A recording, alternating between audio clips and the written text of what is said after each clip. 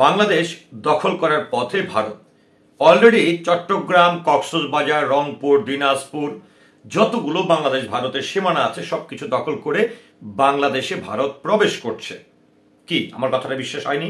যদি বিশ্বাসী না হয় তাহলে ভারতীয় যে গণমাধ্যমগুলো অপপ্রচার চালাচ্ছে এই দেশ নিয়ে, এই দেশের সংখ্যালঘুদের নিয়ে, এই দেশের বিভিন্ন ধর্মের মানুষের মধ্যে মতানৈক্য তৈরি করার জন্য, বিবাদ তৈরি করার জন্য, ঝগড়া তৈরি করার জন্য এই ধরনের অপপ্রচার করছে ভারতীয় কিছু গণমাধ্যম। কিন্তু একটি প্রশ্ন যদি করতে চাই যে বাংলাদেশে আজকে বলা হচ্ছে হিন্দুদেরকেই বলা হয় বা অন্যান্য ধর্মের মুসলমানের বাইরে যে ধর্মগুলো আছে তাদেরকে সংখ্যালঘু বলা হয়, কিন্তু আমি যদি প্রশ্ন করি বা আমি যদি ব্যক্তিগত জায়গা থেকে বলতে চাই ভারতীয় সংখ্যালঘু কারা? মুসলমান।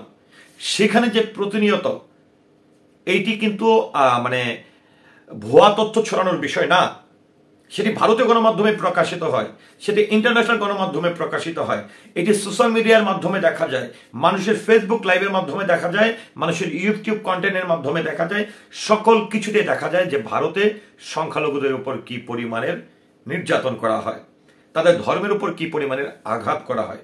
তো সেই প্রেক্ষাপটে এখন তো ওপেন মার্কেট, এখন তো সোশ্যাল মিডিয়ার যুগ।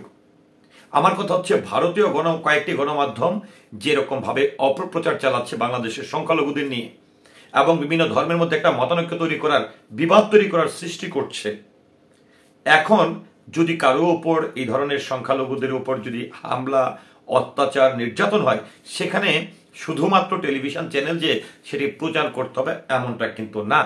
প্রত্যেকের হাতে কিন্তু এখন মোবাইল আছে। তো সংখ্যালঘুদের মধ্যে যারা আছেন তাদের কি মোবাইল নেই?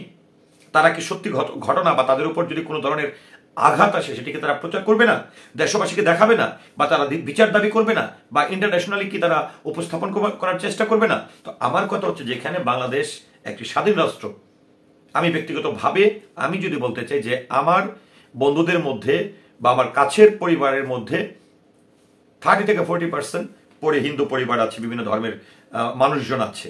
তো আমাদের যে বন্ধুত্ব, আমাদের যে সম্পর্ক, ধর্মের ঊর্ধ্বে এসে আমরা মানুষ, একে অপরের মানুষ, এটিকে বিশ্বাস করে আমরা একসঙ্গে চলছি, বন্ধুত্ব বজায় রেখে চলছি।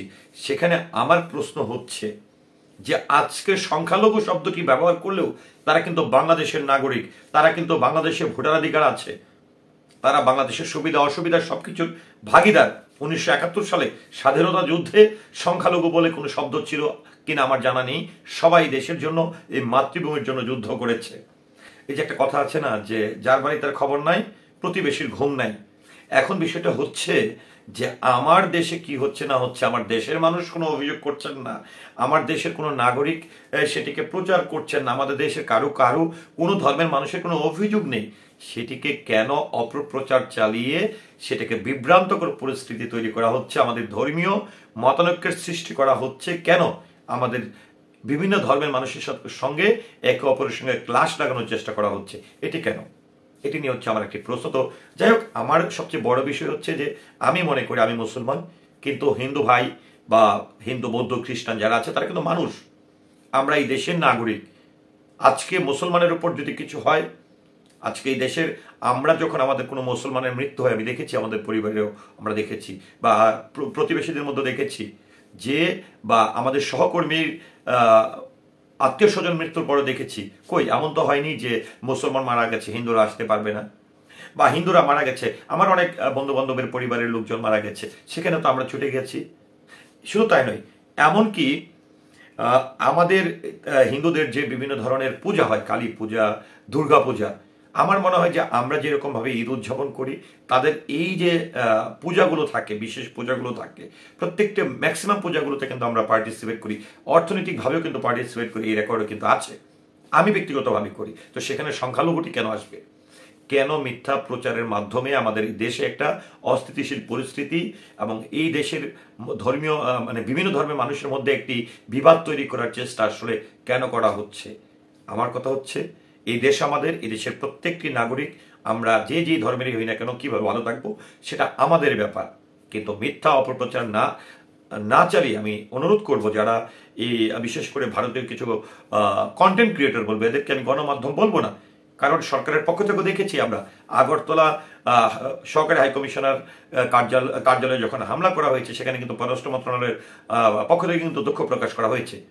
তো সেখানে আমি ভারতের সরকারকে অনুরোধ করব, এই যে আপনাদের ভারতীয় কিছু গণমাধ্যম, এটিকে গণমাধ্যম বলবো না, কন্টেন্ট ক্রিয়েটররা আমাদের দেশে একটা অস্থিতিশীল পরিস্থিতি তৈরি করার জন্য সংখ্যালঘুদের নাম ব্যবহার করে মিথ্যা অপপ্রচারের মাধ্যমে এই দেশের মধ্যে একটা বিশৃঙ্খলা সৃষ্টি করার চেষ্টা করছে। দয়া করে, যেহেতু আপনারা আমাদের বন্ধু রাষ্ট্র, পার্শ্ববর্তী রাষ্ট্র, অবশ্যই সুদৃষ্টি দিবেন। এবং এই দেশে ভারতে কিন্তু আমাদের অনেক মুসলমান আত্মীয় স্বজন আছে, আবার ভারতের অনেক হিন্দু আত্মীয় স্বজন, যারা হিন্দু ধর্মাবলম্বী আছে ভারতে, তাদের অনেক আত্মীয় স্বজন বাংলাদেশে বসবাস করে। এটি তো আমরা মানসিকভাবেও অনেকটা উইক হয়ে পড়ি, একটা চিন্তার মধ্যে থাকি, একটা অস্থিরতার মধ্যে থাকি। তাহলে কেন আমরা এই ধরনের মিথ্যা অপপ্রচারগুলো করছি? ভারত সরকারের কাছে আহ্বান করব, অবশ্যই আপনারা যদি মনে করেন যে আপনারা আমাদের বন্ধু রাষ্ট্র, আমরা একে অপরের সঙ্গে পরিপূরক, অবশ্যই এই যে মিথ্যা প্রচারকারী যে মাধ্যমগুলো রয়েছে, গণমাধ্যমগুলো রয়েছে, তাদের প্রতি অবশ্যই আপনাদের অ্যাকশনে যাওয়া উচিত এবং পদক্ষেপ নেওয়া উচিত। এবং সেটাই আমরা পার্শ্ববর্তী এবং বন্ধু রাষ্ট্র হিসাবে আশা করছি, আমি একজন সাধারণ নাগরিক হিসাবে। ধন্যবাদ।